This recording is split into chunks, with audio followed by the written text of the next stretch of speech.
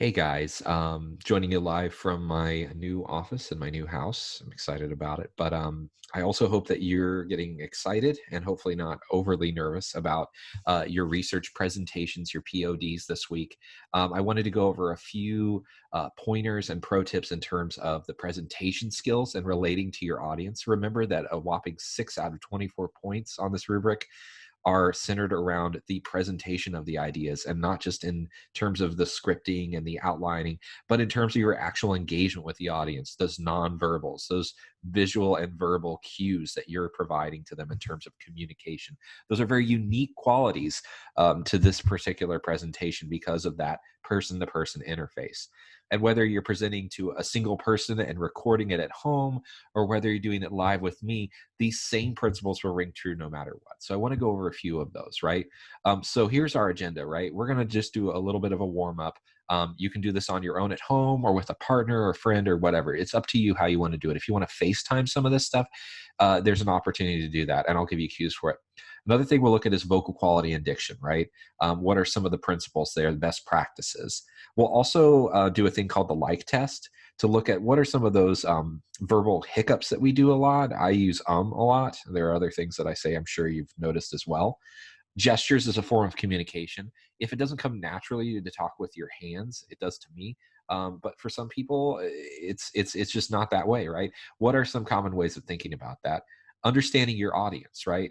How do we approach this, keeping our audience in mind, and just an opportunity for some peer practice that you could do remotely as well. And then finally, a debrief and discussion, right? So the ultimate target here is you'll be able to take what you know about language and visuals and transitions into the use of nonverbal gestures and to learn how to work a crowd, to read your audience, right? Ultimately, you should come into the day of with a plan, right?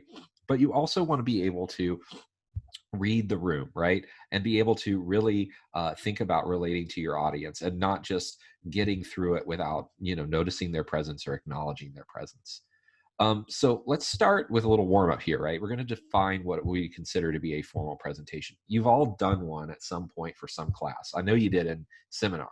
So with a partner or just on your own, right? I'd like you to define what an ideal presentation is. Think about some of the things that you would see in an ideal presentation, like the best of the best, right? What would be some of the elements of that? Think back to a great TED talk or a great speech you once watched, right? What did you hear from that person? And how did you know the audience was engaged when you were either taking part in that or watching it, right? There is this video. I'm not going to stream it here because it'd be very difficult for me to work out the audio. I'm going to ask you to actually pause this presentation in just a moment and watch through this video. But as you do, I want you to pick up on what are some of the things that you're noticing in terms of maybe strengths, but especially what are some of the things you're noticing in terms of the pitfalls of this particular public speaker. This should be no stranger to you. This is Kristen Stewart accepting an award on behalf of her work in the Twilight series. So take a moment, pause this video, watch the Kristen Stewart clip, and then come back. All right. So having looked over the Kristen Stewart thing, and we want to start thinking about what is maybe some of the vocal impact she had on her audience, right? So if we were to critique and help Kristen Stewart out, a few things we would want to consider is beyond the words that she's just saying, maybe she should consider a few things. One is like verbal fry, right? Verbal fry is kind of what I was just doing now when I was like saying shisha shisha, right? You want to think about what are some of the words that you're likely to stumble over. What are some of the phrases that could end up getting lost on the audience? What are some of the things you need to do to make sure that you're not coming in unclearly, right? You also want to think about fillers and non-fluencies. Fillers and non-fluencies simply mean I'm filling time because I'm trying to think of what I'm trying to say, right? Or you're saying things that have nothing to do with what you're saying in order to fill the time. The problem with these is they can distract your audience from what you're trying to say. They can end with all these dead ends of speech that ultimately lead your audience in a lot of different directions and ultimately leave them a little confused. We noticed this when we were looking at one of the sample videos of one of the students who was working with STEM field, right? This student had really solid research and clearly knew their stuff, but at the same time, the pacing and the way that they were using fillers really left some of us scratching our heads in terms of how they were communicating. Another thing to think about is repetition. Repetition isn't always a bad thing. When we think about papers, we want to break out the thesaurus and change up the wording a little bit, right? And that's important. You don't want to over repeat the same thing over and over. I know that if I hear the words coronavirus again, I'm going to like murder someone, right? That's a joke, by the way. Don't take that out of context. I know there's going to be a Snapchat. But repetition, you don't want to actually think of you don't want to think of over repetition as necessarily a bad thing. Your audience isn't reading this, they're hearing it, and they're only going to hear it once, which means that repeating a concept or a term over and over again may be a really important anchor for your audience. So repetition of an important idea or word or concept could be really helpful in terms of giving them something to grasp onto, something to anchor with. Non-committal language can be really bad, though. Non-committal language is something that can really make your audience wary of what you're trying to say. You want to have ethos when you're appealing to your audience. You want to appear credible and knowledgeable. You are the expert in the room on your research. And if you say things like kind of or like or sort of, those words sort of cut down on your credibility. It makes it sound like you're not really sure about what you're trying to say. Those could be used as filler. Sometimes people say like and they say sort of, and they don't actually mean like or sort of. They're not trying to say they are approximately sure. But that's what you sound like when you say it. And you have to understand that the words you say, especially in a one-time presentation, matter a lot. So catch yourself on those. The other thing is pronunciation mistakes. You want to make sure that if you're coming across a concept or word that you've only read and you're fairly certain you know how to pronounce it, but you're not certain for sure, make sure that you're looking it up. Look up the pronunciation, because if it's possible you don't know the word and you mispronounce it and you continue to do so, your audience may be left scratching their head. They may not know what you meant at all. Monotony. Monotony is a huge problem because, like sentence variation, right, in writing, if I were to write every single sentence in a paper as the same kind of sentence, the cat chases the dog chases the cat, and it were just a bunch of simple sentences like that with no variation, it would get boring. So do you notice how I'm varying the way I'm talking to, the lengths of my sentences, the tone of my sentences? That's the kind of thing you want to think about too, is getting beyond just I'm getting through this and I'm being monotonous. You want to think about and pay attention to how you use the tone of your voice to suggest something, right? Notice how my words come down when I'm trying to conclude something, right?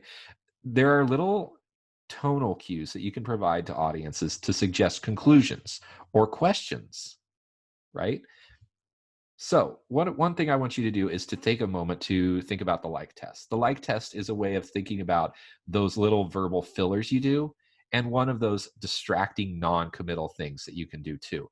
So one of the most common and distracting non-fluencies is using a word like, right? So you'll need a piece of paper and a partner, and you can do this either through FaceTime, you can do this with a friend, you can do this in front of a parent or whatever. What I want you to do is choose a topic, your favorite restaurant, your best movie, parents, siblings, TikTok, right? Why I chose my college. Choose something that you're just going to talk about. You're going to talk about it improvisationally. You're doing this impromptu. You're not going to have any rehearsal. And for 90 seconds, I want you to present your topic without using the word like. Notice where you really struggle to not use that word, or to not use sort of, or other non-committal language. Take note of that, right? And with a partner, I want your partner to actually keep track of how many times either the word like or some sort of filler like or sort of is used. Even kind of is another one. So take a moment, pause, go through that exercise, try it out, see what happens. All right, coming back then, what did you find out? Were you saying like a lot? What are you going to need to do? And how would I recommend? See, I'm saying a lot. Ugh. How would you recommend approaching that to fix it? One of the ways, and the best ways really, is just practice. And I know that sounds terrible, and I know that sounds time consuming, but the reality is that rehearsal is the best way to mitigate those fillers. Those fillers exist specifically because you don't know what to say next.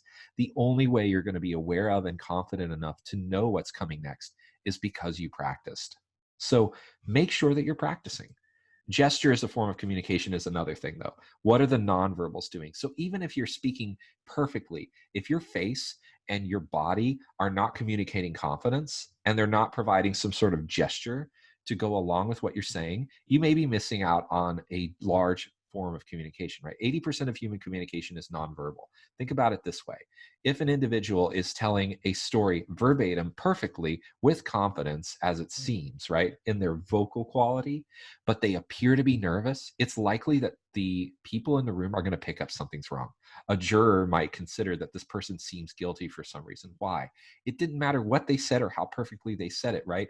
The way that they said it communicated more than anything. This is one of those actions speak louder than words thing. The nonverbals you commit to say a lot more than just what you're saying. So your posture, have a confident posture. I don't have perfect posture, but there's certainly ways that you can carry yourself in your posture that suggest I'm ready for this. I prepared for this.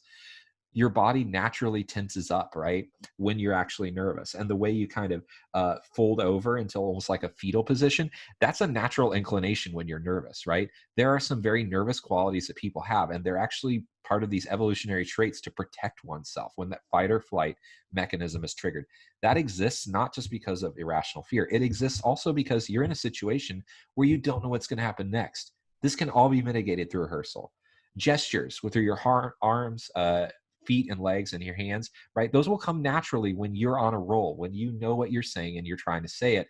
Those gestures may feel a little more natural when you're in that position. But when you're trying to figure it out, you're up here in your head. You're not going to be feeling that kinesthetically. One of the things I suggest, and there's a lot of research that suggests this, is as you're rehearsing your presentation, don't just say it out loud.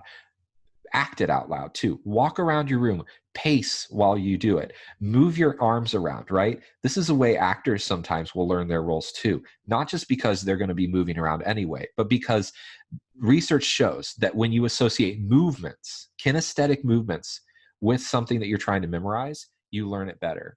There's actual games where you do this, right? Where you say, my name is Chad and I like pizza, and you hold your hands out, right? That movement is meant to help you memorize something. That's why they also say that taking notes helps you to remember things. Gesturing can help you remember your content, but it also is a way of helping to express and recall it in the moment too. So there's a lot of practical things to this, guys. Fewer hand gestures, sure. But the fewer hand gestures you have, the less effective your presentation will be. This doesn't mean you're throwing your arms up and all over the place. You don't want to look frantic, right? But at the same time, you should be helping the listeners to know when is your next step and when's the point you're trying to make by using your hands, right? Hand gestures should be purposeful. Don't just be doing this all the time and distracting them with what appear to be baseball signals that are meant to confuse the audience, right? Your hand gestures should come at critical times and they should have a purpose. Okay. Um, Kinesics, right? Kinesthetics, rather. They can be self-soothing as well. So one of the things about this is that, believe it or not, endorphins are produced in your body when you also make movements and have repetitive movements. It can not only be a way of helping you, to recall the information at the time. It can be a way of helping you to stay calm at the time, right? Also think about movements and walking patterns, right? One way of thinking about this is if you don't want to stand behind a podium, for instance, one walking pattern is to maybe have a position where you're going to stand on the left of the screen for point number one. But then when you get over to your analysis, you're going to stand on the right of the screen, right? Think of yourself as positioning yourself at different points on the stage or in the area, right? Depending on what you're doing. This could be one way of doing it. It isn't what you have to do. But if you wanted to get out from behind a lectern and move around, that's one way of doing it. So what you want to do during your presentation, a couple of things. Gesture towards your audience. Connect with them in some way. And this doesn't just include hands. This can also involve looking at them. Touch your heart, right? Do something like that. That doesn't mean like, oh, it's from my heart to yours, but like this means that you are putting something on yourself. If you're talking about yourself, if you're trying to bring attention to something you thought of, gesturing towards yourself can be an important and small way of doing that. Raise your hands above your waist, right? Not just keeping them stiff down at your side, but actually trying to create some movement. Lean towards your audience, okay? This doesn't mean that you're like leaning in really creepily, right? But believe it or not, if you're leaning away from your audience or you're standing straight up, right? This suggests a lack of engagement. It almost suggests a sort of passiveness. Imagine you come in for a job interview and the guy's just leaning back like this, right? He doesn't look engaged or interested in you. He looks like he's just trying to show up or something. right? He's just getting through his day. In fact, it almost looks a little flippant. Maintain symmetrical stance. What this means is you don't want to be like leaning over a lot or moving around, right? Unless you're like incapable of standing still, like physically incapable of standing still. You should be trying not to do distracting movements. All your movements should be purposeful. And think of yourself as moving laterally. You don't really want to be moving forward and backward, right? If you're working with a camera, that's going to get really awkward really quick, right? Hi there. But instead, think of yourself as maybe moving from side to side. We see this in a lot of YouTube videos, right? This is a practice for that, where the YouTuber is on one side and suddenly they clip and they're over here. It's very rare, unless you're going for comical effect, for them to move forward, right? All right, so use the movements to control and communicate your points, and in a way that's logical. Think about your audience too, right? Listen to your audience members. When they're asking you a question, try to get out of your head, right? And really think about and consider what they're asking. It's okay to ask them, by the way, to repeat the question during your oral defense. So if you didn't hear it the first time, give yourself a moment to think about it and really listen to them, right? The other thing you want to think about is, who are they? Okay. So not just listening to your audience members, but listing your audience members. Who are they? What do they know? What do they not know? These are the things you want to prepare for. So what are their roles, jobs, past experiences? What's their communication style or preferences? Tailor it to them, for sure. That's okay to do. Keep in mind, though, that this is a formal presentation. So regardless of who they are, you still want to appear on some level formal, right? And consider, what are their expectations? What are they expecting?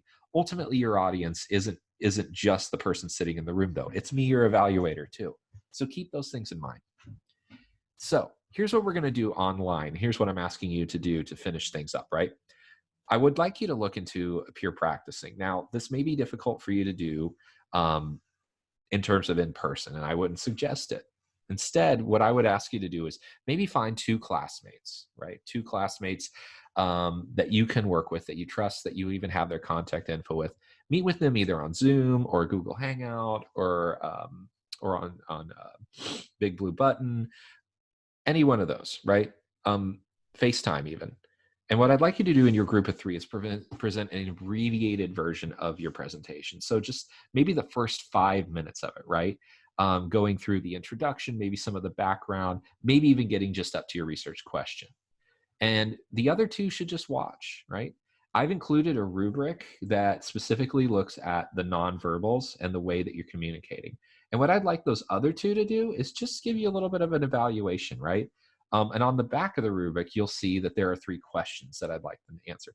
And just take a few moments after going through maybe 5 minutes of your presentation to get some feedback from those peers, okay? If you could, make sure that you go through that. One of the things I'd like you to do then is just write a brief reflection on that in your on the assignment there that I've added. So I'll be linking that into this lesson. You can go to it and take a look. All right. Thank you guys for taking the time to look at this. What were some things that you've noticed looking at through your presentation that maybe you're doing well right now? Where do you need to improve the most, and what questions do you still have? If there are ones that you want to direct at me, I'm available tomorrow. I'm available. I'll make myself available in between presentations as much as possible in the next few days. So reach out to me if you have questions on these. I can't give you evaluative feedback, but I can give you suggestions in terms of just generally what the expectations are. Good luck to you guys, and I'll see you soon.